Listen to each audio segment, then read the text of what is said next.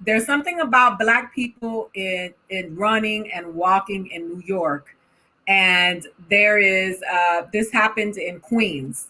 In all fairness, and so check it out. Oh, shit. Did you get that? I think I did.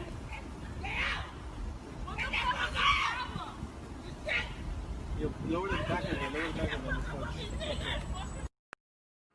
What I don't. What did she say? What was that? She called her a fucking nigger. She threw something at her and then called her. And told her to get out. And she threw a bottle at her, and she threw a glass bottle at a Black jogger in Queens, New York, and said, "Get out." This is where we are. But like, how do you? I just feel you feel so depressed every day. It's not just coronavirus. It's the state of America just makes you sad. It really does. And at that moment, I wish I could teleport my sister to that moment and swap places with that other girl. The video would have been 1,000% different. Yeah. 1,000% different. That lady, that would have been the last time that lady did something like that in that condition. But there's so many of these hateful people. Like I never knew. And I never knew that this many people were that filled with hate. Yeah.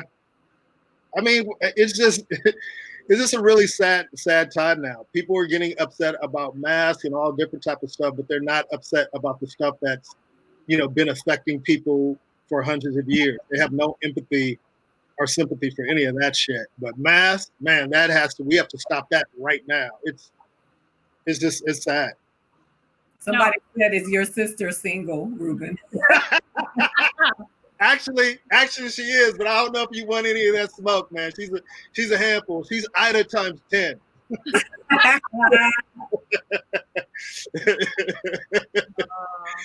With a criminal record that she's proud of.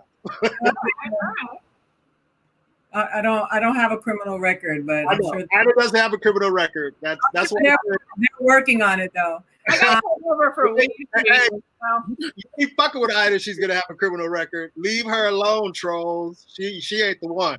I got pulled over for weed a few years ago before it was legal, and then I sang like a canary. I was like, I have weed on my person. And I was not made for a life of crime.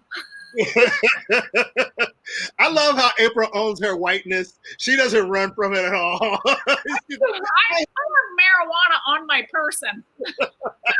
Yeah. Well, I mean, the consequences are different, right? She's not like thinking that they're gonna take me out of the car and beat me. They frisked me. I was in I was young. I was much younger, so I feel like I was looking cute on Sunset Boulevard, and I got felt up. I'm pretty sure it wasn't appropriate at the time, but I got a side of the road feel up. Somebody said, April, expand on your last comment. How could you not know?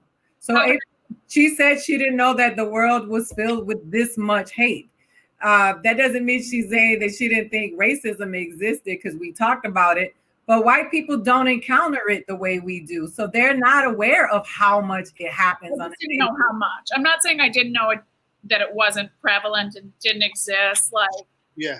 But I couldn't have fathomed this many people. Like, I felt like there were like 10 dudes per state that were filled with it. Like, you don't know. It's half the population.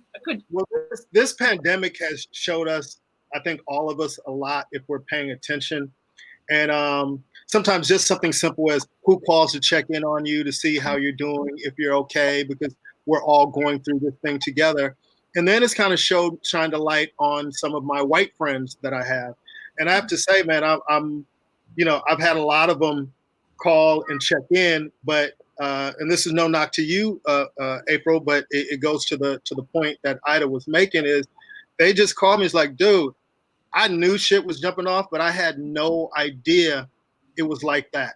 And I just told them stories about how when I go to the Laugh Factory, depending on the time of night, what route I might take home to avoid police officers. I've never done anything illegal. I've never been to prison, never committed a crime, but yet I've always been conscious about the police because I've had bad interactions with them through the years. And not saying all cops are bad, but for somebody who comes from a law-abiding family, who's had people in law enforcement, to have guns pulled out on you for doing nothing, it just shapes the way that you look at things in general. And they were just shocked. It's like, wait a minute, you just don't take the same way home every time? I'm like, nah, I try to avoid cops at all costs. And I have nothing to worry about. My tags are up to date, no warrants, no anything, but I still try to limit any interaction that I have with the police, and they couldn't understand that. I tell you, April learns a lot about it because April's husband is Iranian, and it was when she posts stuff. I go to April's Facebook page, and I try my best to stay off of Facebook comments, and you watch humanity just devolve, and white people talk to her like she's a traitor to them because she gives a shit about people of color. And it is amazing to watch. Oh, I thought you were funny, or I thought you were one of my favorite comedians, but you're just a libtard. Like the shit that they put on her page and the attacks, because her husband was travel banned. Yeah, my husband had never been in my home. We had celebrated our 1-year anniversary and he had never seen my home. I had to fly back and forth to Italy to see my husband. 3.5 years. It wasn't until I wrote an article in the LA Times that I was able to get him in. So I don't think he'd still be in, truthfully, I think we would have been separated for coronavirus, probably. Yeah. But I've never experienced, even with him, because I'm angry, obviously I'm filled with a lot of hostile Pollock rage I have from childhood. Just my ability to express anger in a public situation. Like we went to the U.S. consulate in Naples, and when our visa was denied, I was getting angry. And my husband was like, hey, calm. You can't get angry that way. He's like, you're white. You'll walk out of here. They'll do something to me. Absolutely. He was like, you can fucking do it, but I can't. So I feel like I'm always angry on his behalf. And he's kind of like trying to silence me because he knows he'll deal with the brunt of my anger. Yeah. Airlines. I've never experienced what they do to airlines. You know what's funny, April? And as black men, we talk about this. It's like when we have our white friends in the car, we look at our black when black people have white people in the car with them, we always look at our friends and go, "Shut the fuck up. Yeah. Let me handle this. Please don't start yelling at the police. This is a totally different situation." And they'll just be sitting there like, "Ooh, I want to say something so bad. This is not fair. This is against your rights." Like, yo, dude, this is normal for us. Shut the fuck up. Well, that's what my husband's always doing. Especially because he's like, for our wedding, remember they wouldn't let him and his family? We had 27 people flying from Italy to Santorini, and most of the plane was us. But my husband's sister had just had a newborn baby. She forgot a bag, so he ran back. He had already had a boarding pass. They would have rather unloaded that plane if they had U.S. passports instead of Iranian passports. The pilot got off the plane to be let the groom on. He just wants to get to his wedding.